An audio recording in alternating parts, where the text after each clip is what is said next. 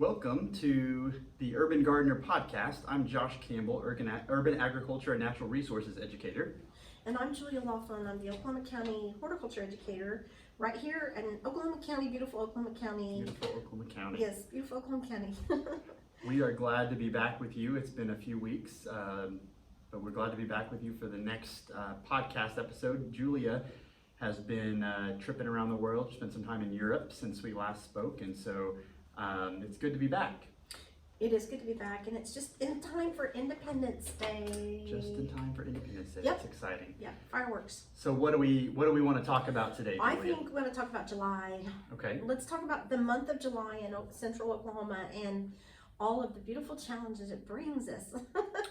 Yes, it's hot, it's dry. And you know the prediction for the summer is going to be hot and dry. Hot and dry. Well, it's certainly been true so far. Yeah. Well, I guess evidently there was a lot of rain while I was gone in June. Rained is what I heard. I never looked at the Mesonet. Let's talk about the Mesonet for a second, Josh. Sure. We mention it sometimes on the podcast, but I think it's good for us to tell people about the Oklahoma Mesonet. Oklahoma Mesonet's a great resource. So, you know, I could go back right now. If I had done this before the podcast, I could tell you, but I could go back right now on the computer and look and see how much rain we had while I was gone. Mm-hmm. So you want to tell us how does the Mesonet work? Well, so in short, the Mesonet is a weather monitoring system. It's a partnership between Oklahoma State University and the University of Oklahoma, and there are at least one weather monitoring site in every county. Some counties have 2 or 3 or even 4, and they're monitoring everything from wind speeds to rainfall, soil moisture, right. All of those. They're collecting data points on most things every 5 minutes, some things every 1 or 2 minutes. Right. And they have historic data that goes all the way back to at least 1994 or even before that. And so if you live, let's say, here in Oklahoma County, here at our extension office, the closest Mesonet station to us is right over here in Spencer. You could go to mesonet.org, click on oklahomamesonet.org, click on the Spencer station, and you can get real-time information about rainfall, and you can also look at historic maps. So there are a lot of tools to explore on there. If you're a gardener, you can look back at the last 2 weeks of rainfall and kind of use that to help make some decisions about watering and about it has just all sorts of tools that are both for farmers and also for gardeners and horticulture type tools that can help you make decisions. Including temperature and wind speed. Wind speed. Well, so for us as urban gardeners or urban, working in urban growing, so something that might be important to us is where if you're telling me that my turf grass needs 1 inch of water a week, and I've been out of town for the last week, or I wasn't paying any attention, which is real common. People might know, oh, it's raining because they noticed they're at work, but then they weren't really paying attention to how much it rained.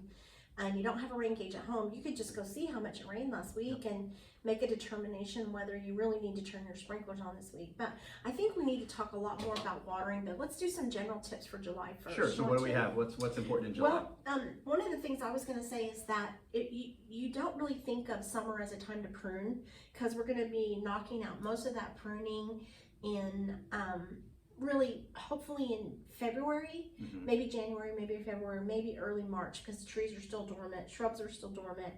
But there's a whole group of plants that need to be pruned right now or coming up in the next few weeks. So what plants would that be? Well, it's going to be stuff that blooms in the spring. So when you think about something being a spring bloomer, usually you're thinking about lilacs or azaleas that are not ever blooming azaleas, or you could be thinking of your wisteria if you need to cut back your wisteria, or quince is another one, or a real common one would be forsythia.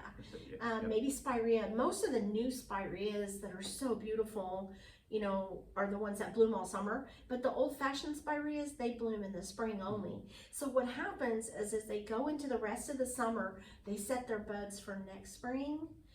And so if you prune them next spring, in late winter next year, you take all the flowers off.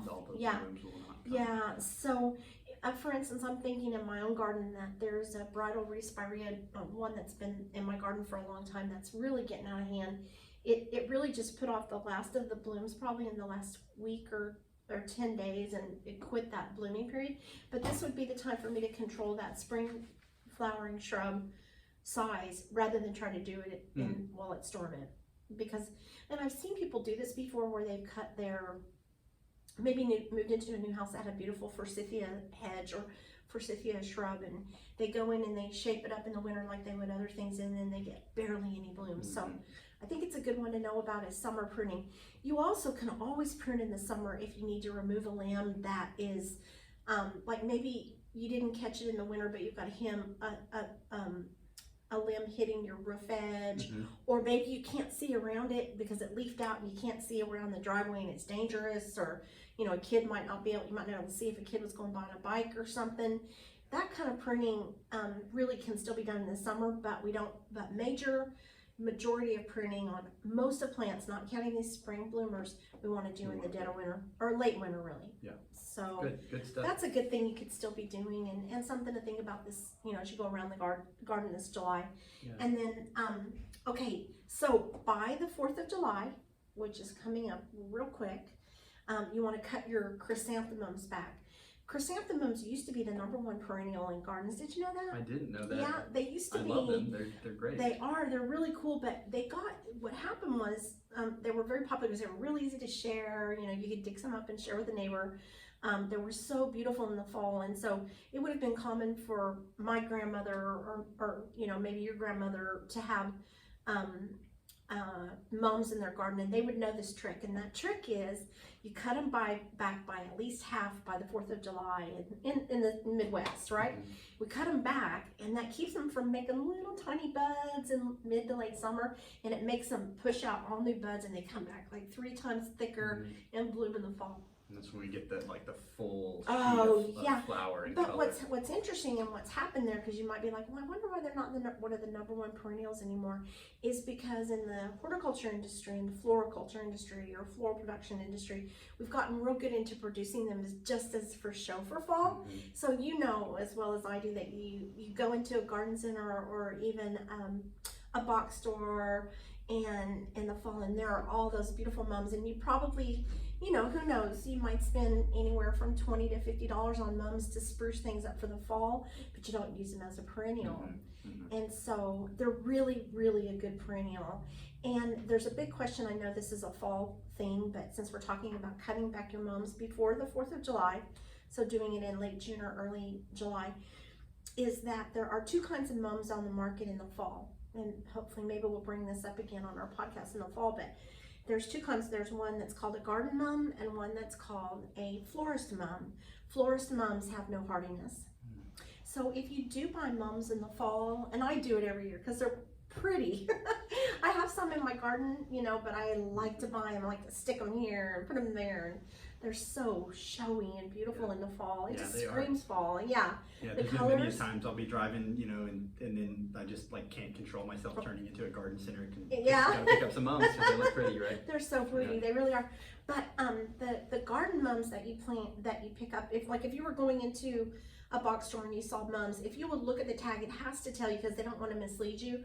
It'll say florist mum or it'll say garden mum. Well, if you're really going to keep them and put them in the garden, grab the garden mums. Those will come back. And you can start messing with them. Get one when you make sure you pick up one garden mum when you buy mums this fall. Put it in they'll take some shade and also some sun or shade, just not real deep shade, and then they will come back and do great. Awesome. So that's a good tip. It's a great tip. Okay, what about fertilizing? Everybody asks me this every year. So if you fertilize when you planted in the spring and you used a slow release fertilizer like an organic fertilizer, you may be still running good, but I always recommend if you're going to re-fertilize your annuals or your vegetables or anything, early July is a good time to do it. Just make sure that when you fertilize, if you're using something synthetic, by that I mean, just a regular fertilizer versus an organic fertilizer, don't put it around the plant and walk away. Put it around the plant and water it in, because it could burn the plant. The slow release organic stuff, normally you don't get burned, but quick release, the nitrogen can burn the plant. So if you do add some quick release fertilizer in a granular form, be sure and water it in. Great tips. And then we recommend trees and shrubs you fertilize in the fall and the spring, so skip that. But you might want to do some fertilizing really on the annuals and perhaps the perennials, and you might, and also fruit trees per our OSU fact sheet tells you that you do fertilize those in the summer. So the only other tip I have, Josh, and I think when I talk about watering, is that containers right now, and this is me tonight, I can get away right now with 2 days before I have to go out there, but I'll have to water all my container gardens. It's just hot. I don't have a drip system. I'm not that fancy. They do. They do, but I was going to mention that you might add a little layer of mulch. That will help. The other thing that you could do is, it sounds like a silly tip, but I give it all the time, is if you have something like for instance, maybe your sprinkler's hooked up to something and you don't want to unhook the hose, or my hoses a lot of times are in my water gardens because I'm topping them off in the summertime to keep them nice and full. And you have an ice maker in your refrigerator, you can just take a bucket of ice out there and put that ice on top of those containers, and it'll slowly water them. It works really good. It's like, because as it melts, it works just perfectly to water the plants. That's awesome. Yeah, a little slow release of moisture. Yes, but that's what's going on, Josh. I mean, honestly, it's just getting ready to be, we're getting ready to have a hot Oklahoma summer. Yeah, we've been experiencing it for sure, and it's supposed to continue. And so, that's not out of the norm. July and August really are the hottest and driest times of the year for us in Oklahoma. And we know this, and so that's part of the reason why we talk about smart irrigation in the month of July. And July is actually a nationwide campaign called Smart Irrigation Month.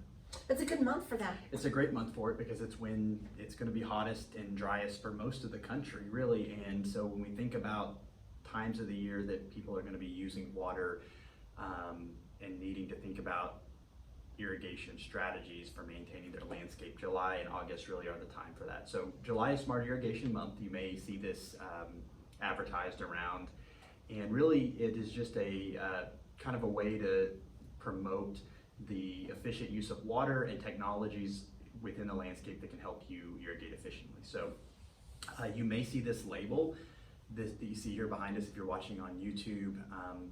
For those of you listening to our audio only podcast, we're showing a label from the EPA. It's the Water Sense label. And this label, if you're familiar with Energy Star, the Energy Star label that is put on appliances like washers and dryers and refrigerators, it's the same concept. This is indicating that these products, these Water Sense labeled products, are going to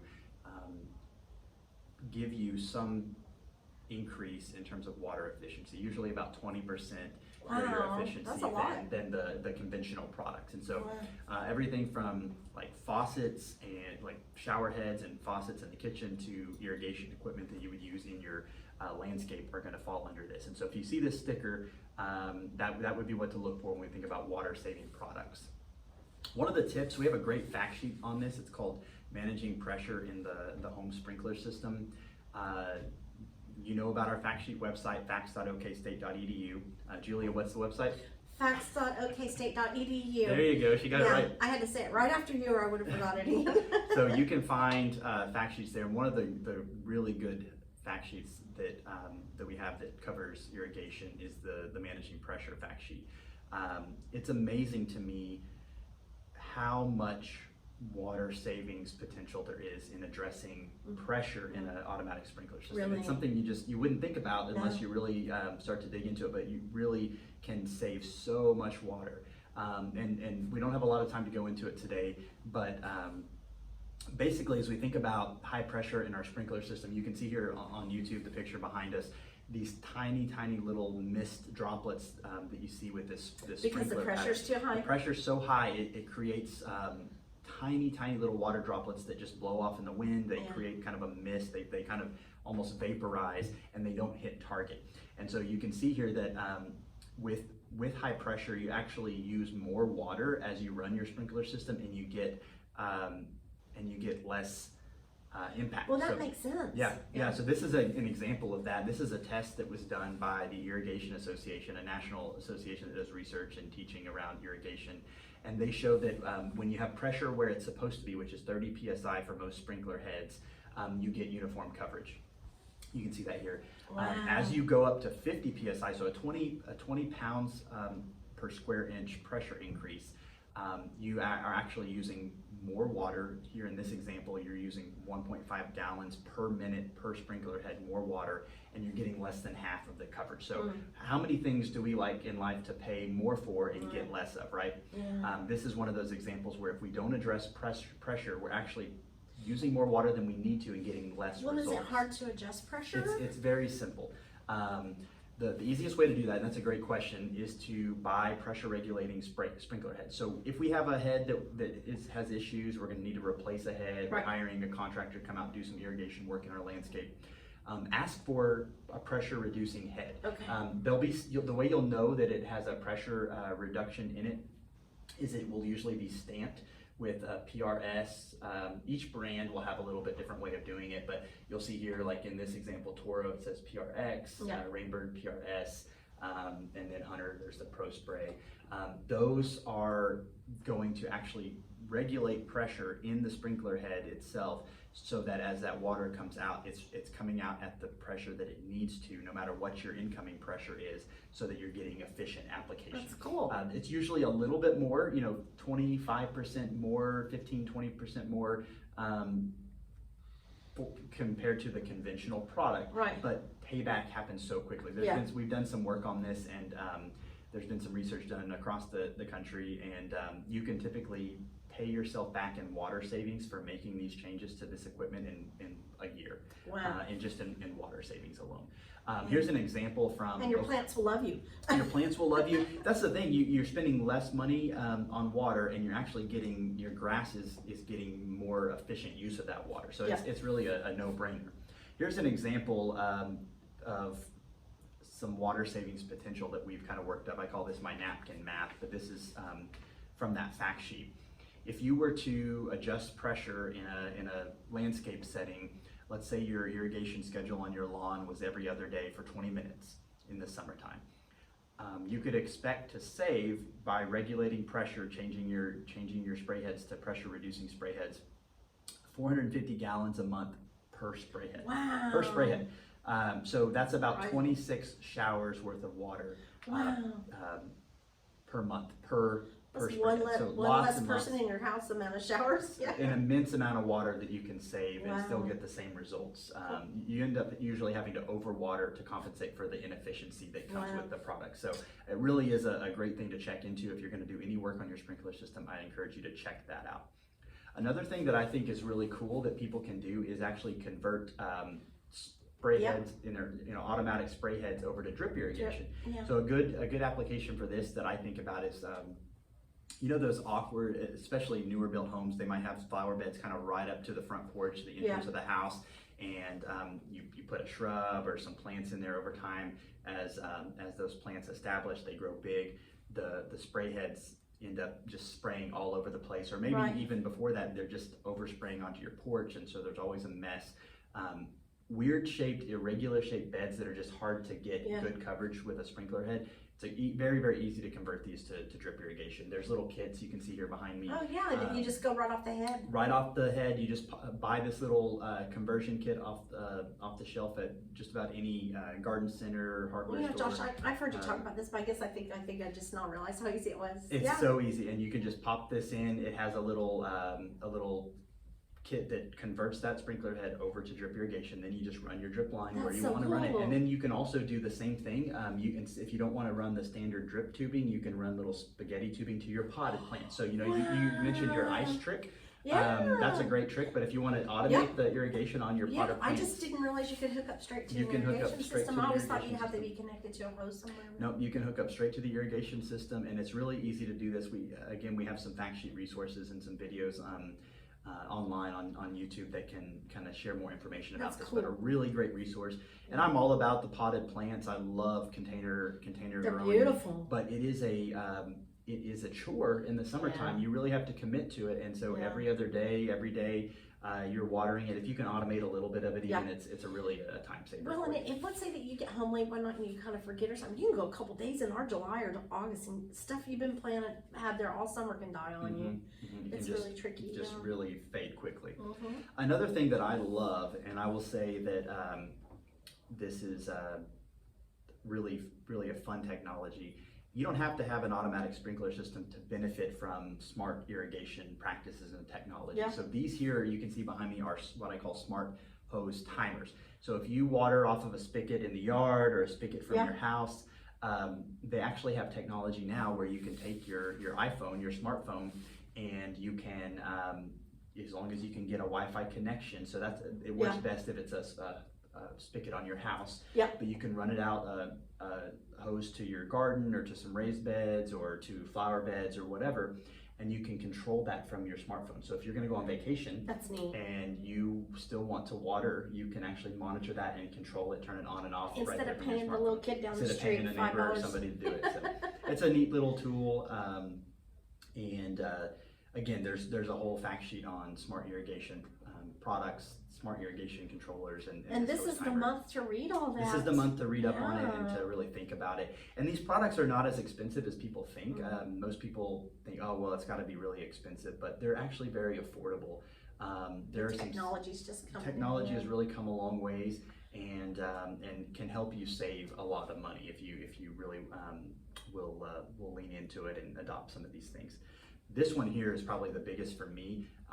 You know, with having little kids, I've actually had to put a lock on all the spigots around my house because Dawson's age. My 4-year-old son just loves to turn the spigots on and run water, and we'll just sometimes go and we would not realize that a hose had been running somewhere, and it would not only impact our water bill, but it would just it would I shouldn't laugh. I'm sorry. I'm so sorry.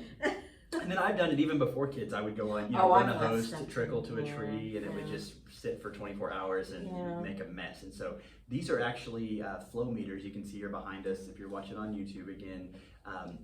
These are flow meters that hook up to the spigot before you hook up your garden hose. So if you are the type that is watering mainly with garden hoses, that you're pulling around the yard and you're setting up that kind of system to hand watering, which is that's a great option if you've got if that's what you've got. These actually allow you to, just like an old-fashioned kitchen timer, you twist the dial to 30 minutes, and once it hit 30 minutes, it would ding and go off. It's the same concept. It's a little meter that will not allow more than what you allow to pass through. So in this indication, I think these are around $9.99 on Amazon. You might be able to find them for a few different prices depending on how much water volume it can meter. This one here behind me in the picture looks like it goes up to 1,200 gallons. It won't allow more than 1,200 gallons in a single watering event to pass through. I think all gardeners should have this. It's amazing, and so you can set that dial. So if you wanted 200 gallons or 500 gallons or whatever it is you wanted, that you set it to that, and as soon as it meters that much water, it won't allow. We even top off our swimming pool that with the hose. We just got a well and I just top it off. But there's been times when I came out and the pool was just like So these things are great to keep you from those kind of forgetful, overwatering events where you let a hose run and you just walk, go into town or do something and you're gone. Smart irrigation, Mom. Smart irrigation. So automatic or flow meters are really great tools to look into.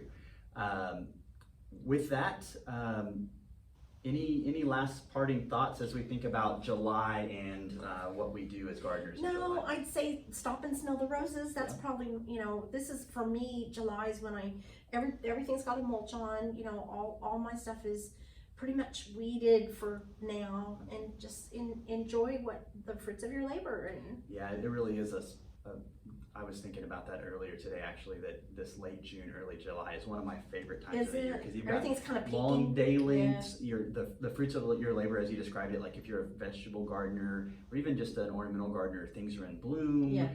You're starting to get harvest from your vegetables, and so you're just the grasshoppers haven't done too much damage yet. and hopefully it hasn't gotten so hot and so dry that everything's just burnt up. It's just kind of this perfect time window where things are fun, but it's going to get hot and it's going to stay hot, and you're going to need water, and so so come back to the Urban Gardener podcast, and we'll try to give you some more ideas to help you. Absolutely. So with that, this has been a fun episode, and we will see you next time. Thanks, Josh. All right. One hit wonders.